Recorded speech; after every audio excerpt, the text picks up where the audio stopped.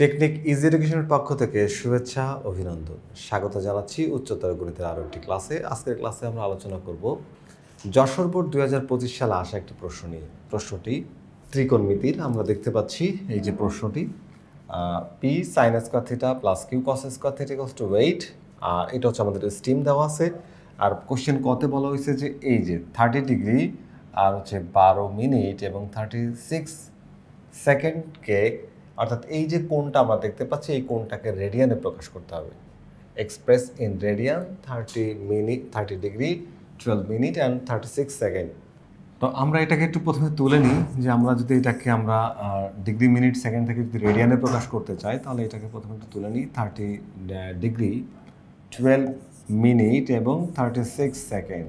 খেয়াল করে দেখি, আমরা যখন একটা কোণকে পুরোপুরি রেডিয়ানে মানে প্রকাশ করতে চাই তখন আমাদের যে কাজটা করতে হবে সেটা হচ্ছে এই কোণটাকে পুরোটাকে আগে ডিগ্রিতে কনভার্ট করতে হবে।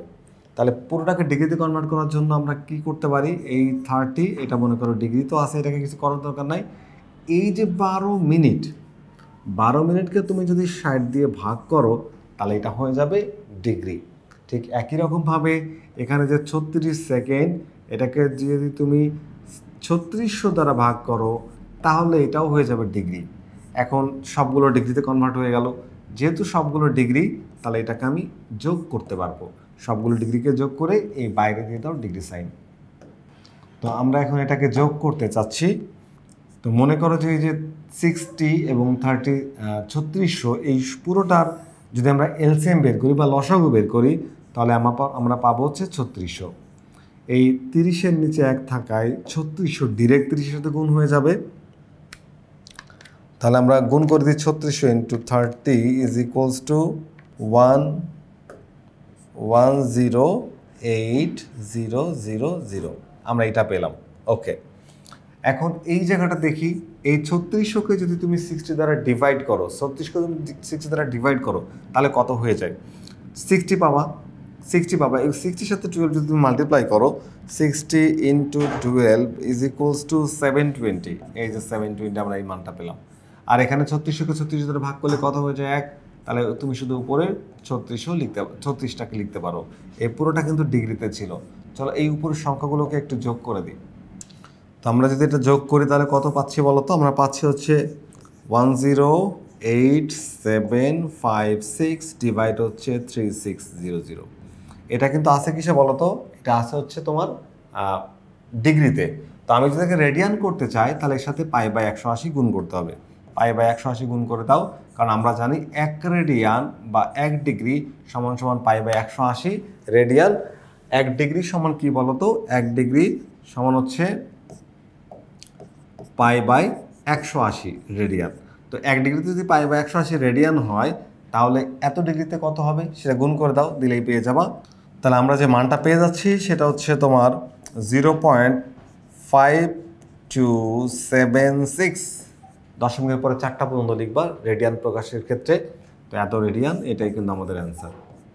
খুবই সিম্পলি আমরা একদম খুবই সহজভাবে এটা সমাধান করার চেষ্টা করছি। প্রথমে ডিগ্রিটাকে ডিগ্রি রেখে মিনিটটাকে আমরা 60 দিয়ে ভাগ করে ডিগ্রি করলাম। 3600 সেকেন্ডকে আমরা 36 সেকেন্ডকে আমরা 3600 দ্বারা ভাগ করে সেটাকে ডিগ্রি করলাম। পরে যেহেতু সবগুলো ডিগ্রি সেগুলোকে আমরা লসাগু করে যোগ করছি, যোগ করে তার সাথে π/180 গুণ করে দিলে এটা রেডিয়ানে কনভার্ট হয়ে গেল। তো এটা হচ্ছে আমাদের প্রশ্ন ক এর সমাধান ছিল। আমরা এবার প্রশ্ন খতে যাব। প্রশ্ন খ এর জন্য আমাদের উদ্দীপক লাগবে। উদ্দীপকে বলা হয়েছে P sine theta plus Q P sine square theta plus Q cos square theta equals to 8। এখানে পি এর মান হচ্ছে 11 এবং কিউ এর মান হচ্ছে 7। বসানোর পরে দেখাইতে হবে যে ট্যান থিটা ইকুয়ালস টু +-1/√3, মানে আমাদের এই মানটাই কিন্তু দেখাতে হবে। আমরা প্রশ্নের যে মানগুলো একটু তুলে নিলাম। দেওয়া আছে কি যে P sine square theta plus Q cos square theta equals to 8 এবং পি এর ভ্যালু দেওয়া আছে আমাদের ক্ষয়ের জন্য পি সমান সমান 11 এবং কিউ সমান সমান 7। তাহলে এখন যদি আমরা এই মানটাকে বসাই দিই, দেখো পি সমান কি 11, তাহলে এখানে এই ইকুয়েশনের মধ্যে যদি ভ্যালু অ্যাড করে দিই তাহলে কি হবে 11 সাইন স্কয়ার থিটা প্লাস হচ্ছে 7 কস square theta is equals to 8। তো একটু খেয়াল করে যদি আমরা দেখি আমাদের কোশ্চেনে বলছে কি ট্যান থিটা সমান +-1/√3, এটা প্রুফ করতে হবে। তো ট্যান থিটা যদি আমরা +-1/√3 প্রুফ করতে চাই তাহলে এই সাইনকে কিভাবে ট্যান বানাবো আমরা? সাইনকে আমরা যদি কস দ্বারা ডিভাইড করি তাহলে কিন্তু তোমার কি চলে আসবে, ট্যান চলে আসবে। তার মানে তুমি তো চাইলে শুধুমাত্র সাইনকে কস দ্বারা ডিভাইড করতে পারবে না, তারপরে ইকুয়েশনের লেফট সাইড অ্যান্ড রাইট সাইডে ইচ অ্যান্ড এভরি টার্মকে তোমার কি করতে হবে বলো তো, আমার হচ্ছে কস থিটা দিয়ে ডিভাইড করতে হবে। অর্থাৎ তুমি লেফট সাইড এবং রাইট সাইডে কস থিটা দিয়ে ডিভাইড করো, মানে ভাগ করে দাও আর কি।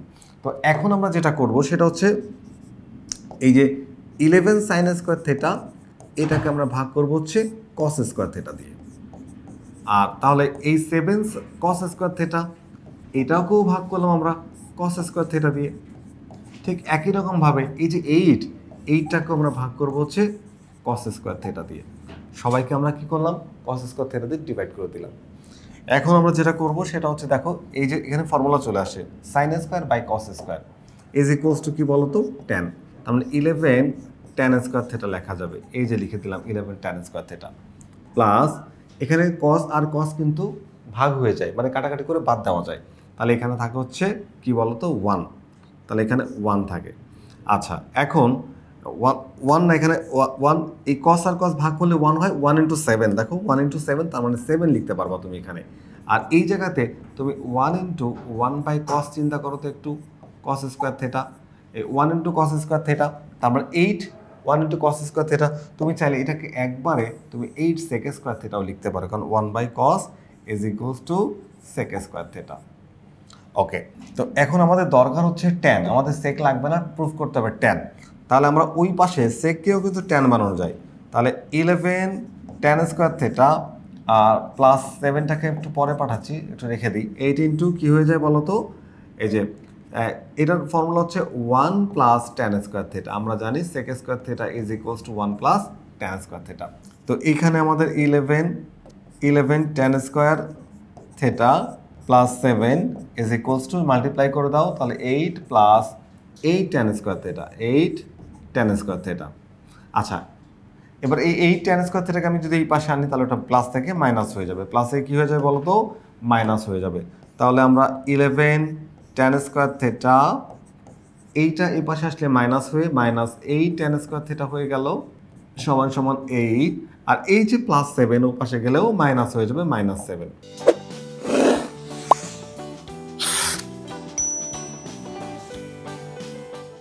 তাহলে এখন পাচ্ছি আমরা 11 ট্যান স্কোয়ার থেকে যদি 8 ট্যান স্কোয়ার বাদ দিয়ে দিই তাহলে পাবো হচ্ছে 3 tan square theta is equals two কত পাচ্ছি বলো তো, 1।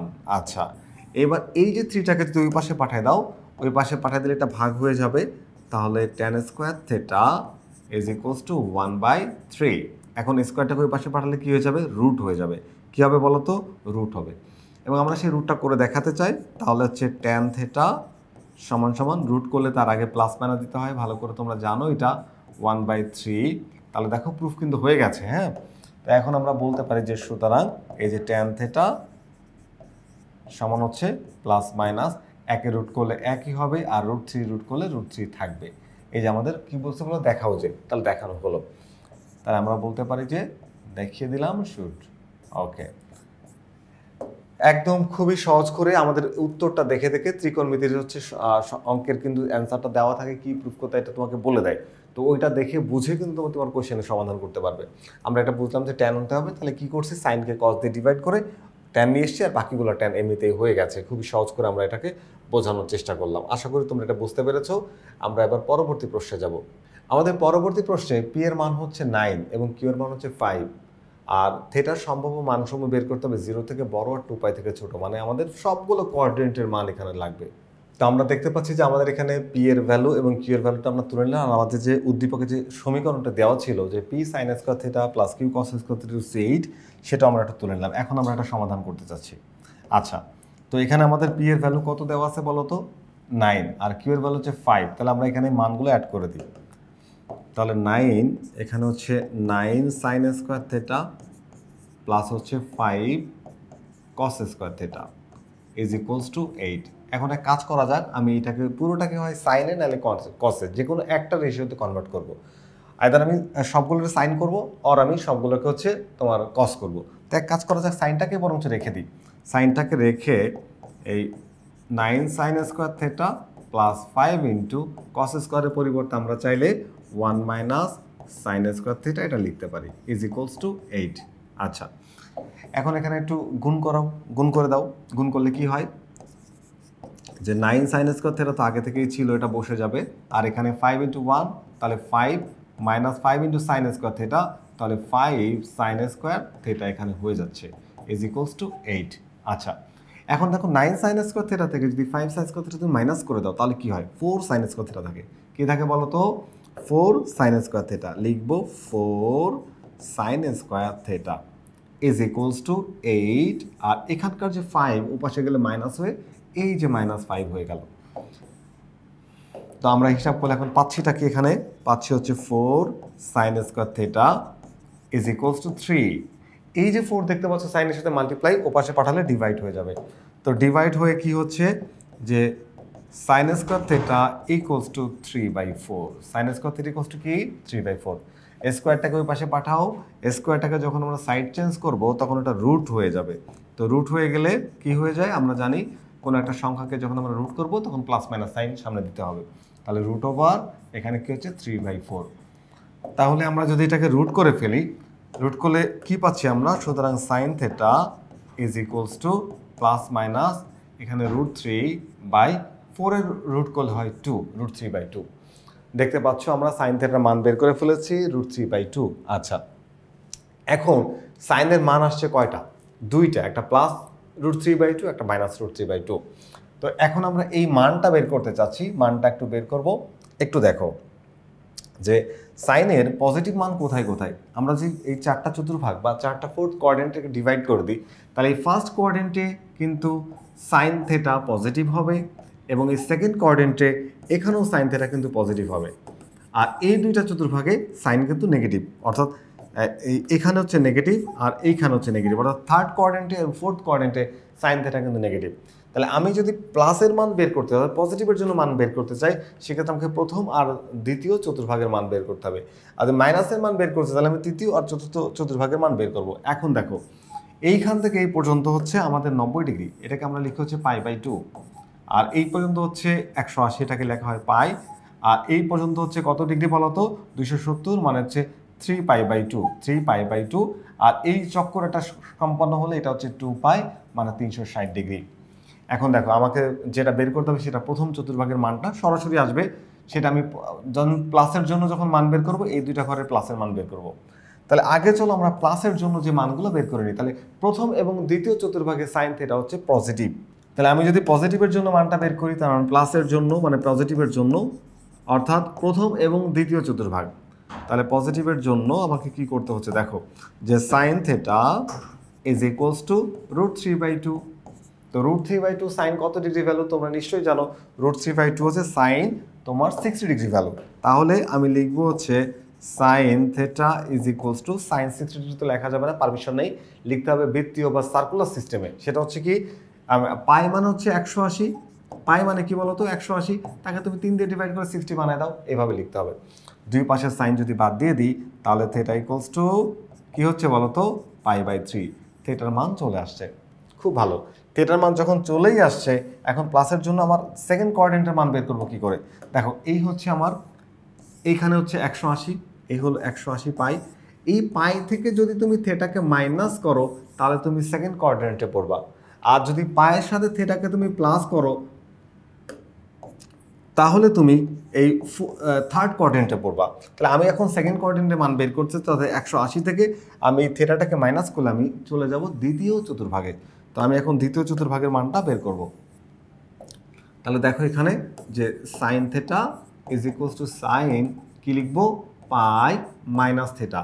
আর থিটা বলতে আমরা এইটাকে বুঝি, তাহলে হচ্ছে π/3। চলো হিসাব করে দেখি কি হয়। তাহলে sine theta is equals to sine, এখানে 3 × π 3π মাইনাস π 2π, 2π/3। তাহলে থিটার মান কত পাচ্ছি বলো তো, থিটা ইকুয়ালস টু 2π/3। আমরা থিটার মান দুইটা প্লাসের জন্য মান বের করে ফেলেছি। এবার মাইনাসের জন্য কোন কোন মান দরকার, মাইনাস, তাহলে নেগেটিভের জন্য আমরা দেখো সাইন কোন কোন ঘরে নেগেটিভ, সাইন হচ্ছে এই ঘরে নেগেটিভ আর এই ঘরে, অর্থাৎ চতুর্থ ঘরে ফোর্থ কোঅর্ডিনেটে এখানে আর থার্ড কোঅর্ডিনেটে এখানে সাইন হচ্ছে নেগেটিভ। তো এইটা যদি পাই হয়, এই দাগে যদি পাই হয় 180, তাহলে এই পায়ের সাথে তুমি থেটাকে যোগ করলে তুমি চলে যাবে হচ্ছে এই ঘরের মধ্যে। তাহলে আমরা এখন এই ঘরের মানটা বের করতে চাচ্ছি। তাহলে লিখবো হচ্ছে sine theta is equals to sine, এই হলো পাই, তার সাথে যোগ করো থেটা। থেটা বলতে আমরা এই অংশটাকে বুঝি। তাহলে থেটা হচ্ছে পাই বাই 3, পাই বাই 3। ওকে, তাহলে বা এখানে sine theta is equals to sine, এখানে 3 ইন্টু পাই 3 পাই প্লাস পাই, তাহলে 4 পাই বাই 3। দুই পাশে সাইন বাদ দিয়ে দাও, দুই পাশে সাইন বাদ দিলে থেটা ইকুয়ালস টু কি হয় 4 পাই বাই 3। থেটার আরও একটা মান চলে আসছে। আরও একটা মান, এখন আমাদের আরেকটা মান বের করা বাকি আছে, সেটা হচ্ছে এই ঘরের মান। তাহলে এই জায়গাতে একটা চক্কর মারলে টোটাল হয় কত 2 পাই, মানে 360। এই 2 পাই থেকে যখন আমরা থেটাকে মাইনাস করব তখন তৃতীয় চতুর্ভাগে এসে পড়ব, তৃতীয় চতুর্ভাগে এসে পড়ব। তাহলে আমাকে এখন কী করতে হবে, 2 পাই থেকে থেটাকে মাইনাস করতে হবে। তাহলে লিখবো হচ্ছে sine theta is equals to sine, এখানে 2 পাই মাইনাস থেটা, থেটা হচ্ছে পাই বাই 3, এই হচ্ছে পাই বাই 3। ওকে, তাহলে sine theta is equals to sine, এখানে 3 ইন্টু 2, 3 দুগুণা 6, 6 থেকে একবার দিলে হয় 5, তার মানে হচ্ছে 5 পাই বাই 3। দুই পাশে সাইনকে কেটে দিলে থেটা সমান কি হবে, theta equals to 5 pi by 3। তাহলে আমাদের থেটার মান আসছে কয়টা, 4টা মান আসছে, নেগেটিভের জন্য 2টা আর পজিটিভের জন্য 2টা। আমি একটু মানগুলো তোমাকে দেখাই, যে এই হলো প্রথম মান, একদম প্রথম চতুর্ভাগের মান, আর এই হচ্ছে দ্বিতীয় চতুর্ভাগের মান, এই দুইটা হচ্ছে পজিটিভ মান, পজিটিভ। আর এরপরে আমরা বের করছি হচ্ছে এটা হলো তৃতীয় চতুর্ভাগের মান, আর এইটা হলো আমাদের চতুর্থ চতুর্ভাগের মান। এই মোট টোটাল আমাদের অ্যান্সার হচ্ছে 4টা। তো আমরা কিন্তু এই 4টা অ্যান্সার বের করে ফেলেছি, এবং আমাদের ইজি